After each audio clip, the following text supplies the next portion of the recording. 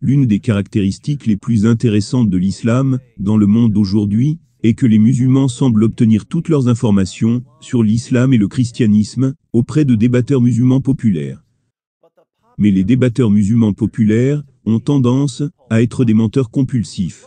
Le résultat est que le musulman moyen sait rarement la moindre chose sur l'islam, au-delà des pratiques musulmanes de base. Et il en sait encore moins sur le christianisme.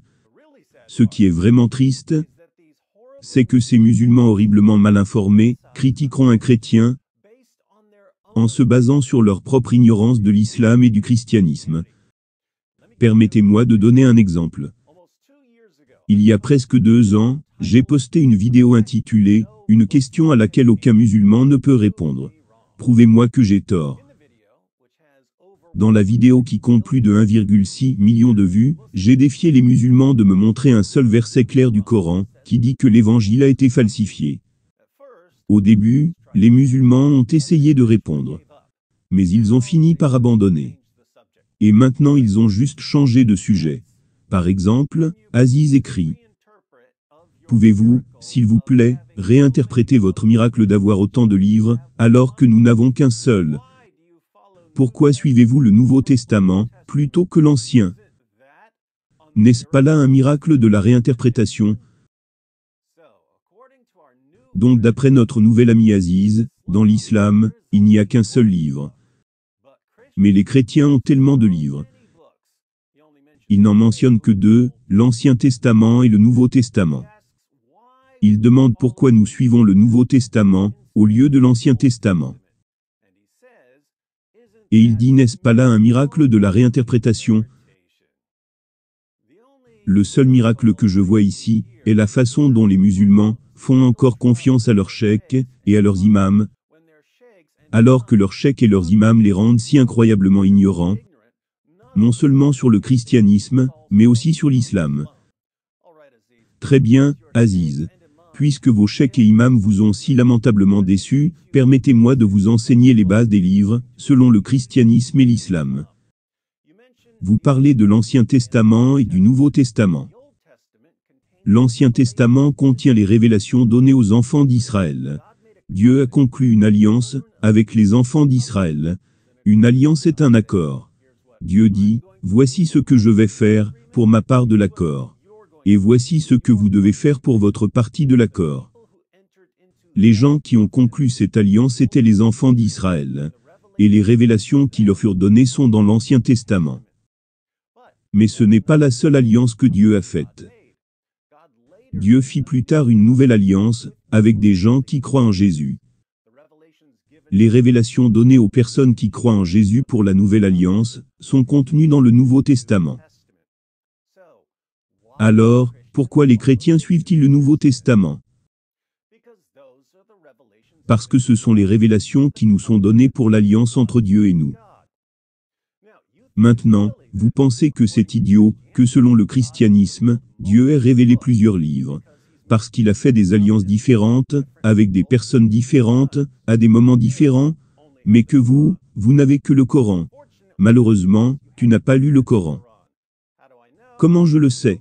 Je le sais, parce que selon le Coran, Allah a révélé plusieurs livres.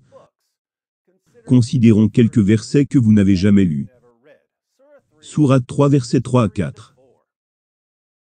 Il, c'est-à-dire Allah, a fait descendre sur toi le livre avec la vérité, confirmant les livres descendus avant lui. Et il fit descendre la Torah et l'Évangile auparavant, en tant que guide pour les gens. Et il a fait descendre le discernement. Ceux qui ne croient pas aux révélations d'Allah auront, certes, un dur châtiment. Et, Allah est puissant, détenteur du pouvoir de punir. Remarque, Aziz, Allah mentionne plusieurs livres, puis il dit que ceux qui ne croient pas aux révélations d'Allah seront condamnés. Mais tu ne crois qu'en un seul livre, le Coran, quand Allah dit qu'il a révélé plusieurs livres. Cela signifie que vos cheikh et imams vous ont attiré des ennuis avec Allah, à cause des mensonges qu'ils vous ont dit. Mais Allah ne se contente pas de mentionner la Torah et l'Évangile dans le Coran. Dans la sourate 4 verset 163, il dit que nous avons donné le Zabour à David.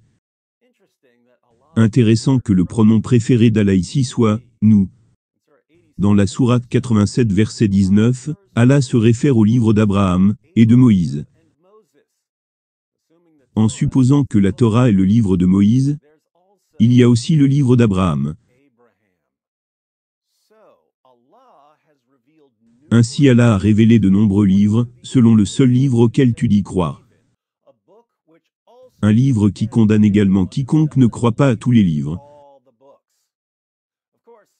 Bien sûr, si vous interrogez vos cheikhs et imams sur ces autres livres, ils vous diront que tous ces autres livres, tous les livres, sauf le Coran, ont été perdus, ou ont été complètement falsifiés.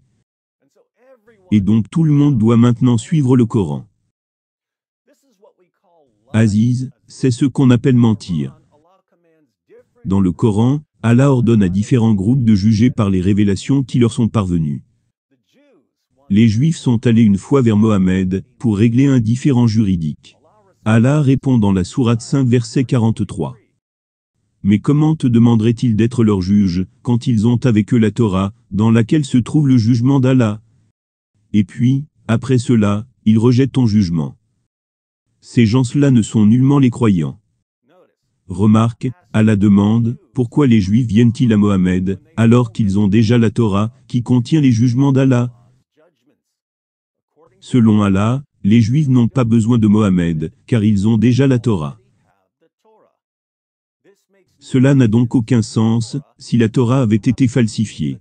Si la Torah avait été falsifiée, les Juifs auraient évidemment besoin de Mohammed, pour leur donner une révélation non falsifiée. Quelques versets plus loin, Allah dit que les chrétiens doivent juger, non pas par le Coran, mais par l'Évangile. Il dit que les gens de l'Évangile jugent, d'après ce qu'Allah y a fait descendre. Ceux qui ne jugent pas, d'après ce qu'Allah a fait descendre, ceux-là sont les pervers. Pourquoi Allah dirait-il aux chrétiens de juger par un livre dit falsifié? Pourquoi ne nous dit-il pas de juger par le Coran, si l'Évangile avait été falsifié? Dans la sourate 5 verset 68, nous lisons, dit, ô gens du livre, vous ne tenez sur rien, tant que vous ne vous conformez pas à la Torah et à l'Évangile, et à ce qui vous a été descendu de la part de votre Seigneur. Pourquoi Allah dirait-il que nous n'avons aucune base sur laquelle nous tenir, si nous ne nous appuyons pas sur ces livres dits falsifiés?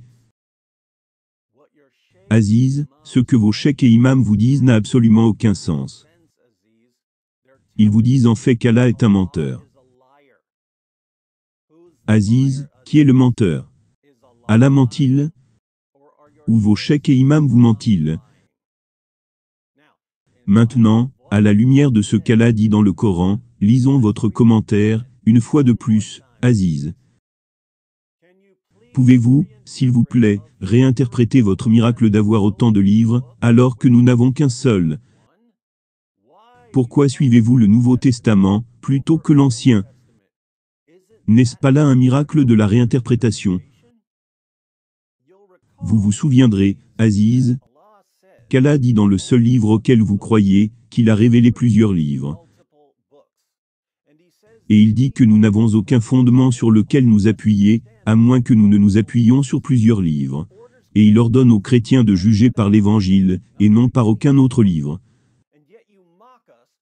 Et pourtant vous vous moquez de nous, de croire que Dieu a révélé plusieurs livres. Et vous vous moquez de nous, parce que nous suivons le livre qui nous a été révélé, pour l'alliance que Dieu a faite avec nous. Aziz, le Coran te condamne, pour tout ce que tu as dit. Alors, pourquoi vos cheikhs et imams, vous ont-ils rempli la tête avec tant d'absurdités? Eh bien, c'est en fait assez simple. En ce qui concerne notre livre, il n'y a que deux possibilités. Soit les chrétiens ont la parole de Dieu, inspirée, préservée, faisant autorité. Ou nous ne l'avons pas. Si nous avons la parole de Dieu, inspirée, préservée, et faisant autorité, le Coran est faux. Parce que le Coran contredit notre livre, sur les doctrines fondamentales. Si nous n'avons pas la parole de Dieu, inspirée, préservée, et faisant autorité, le Coran est toujours faux. Parce que le Coran affirme l'inspiration, la préservation et l'autorité de notre livre. Donc si nous avons la parole de Dieu, l'islam est faux. Si nous n'avons pas la parole de Dieu, l'islam est toujours faux. Dans tous les cas, l'islam est faux.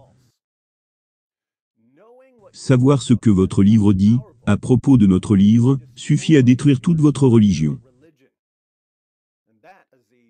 Et Aziz, c'est pourquoi vos cheikhs et imams vous mentent. Mais ce n'est pas, parce qu'ils vous mentent, que vous devez les croire.